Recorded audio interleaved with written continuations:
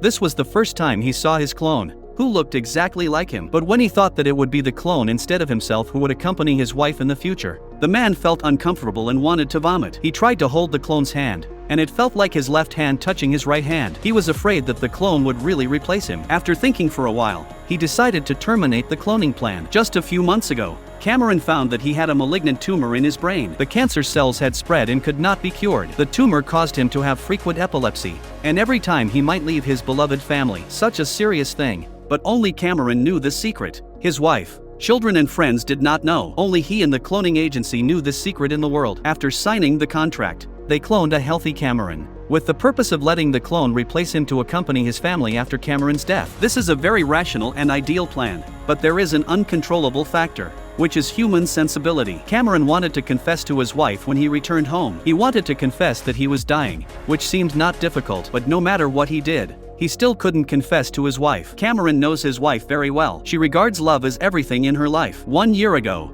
her brother was killed in a car accident. At that time, she cried so hard that she forgot the time. She also locked herself in the room for a whole year and didn't come out much. She didn't communicate with her family and didn't work much. The lasting collapse is of course not just her pain. It also brings long-term worry and anxiety to her husband and children who love her. Now she is pregnant with Cameron's second child. If she is told the truth, she will only be hurt again, and this hurt will affect their 2 children. Cameron dare not imagine the next result. He still couldn't be honest after all. He contacted the cloning company again and said that he wanted to meet other clones. The doctor introduced him to a real estate agent. The female salesperson didn't know that she was a clone. She treated Cameron very enthusiastically, and because she had to take care of the child, she also took her daughter to work. Watching her look at his daughter, their eyes were full of tacit understanding and warmth. Cameron observed for a long time and made sure that there was no flaw, so he decided to continue the cloning plan.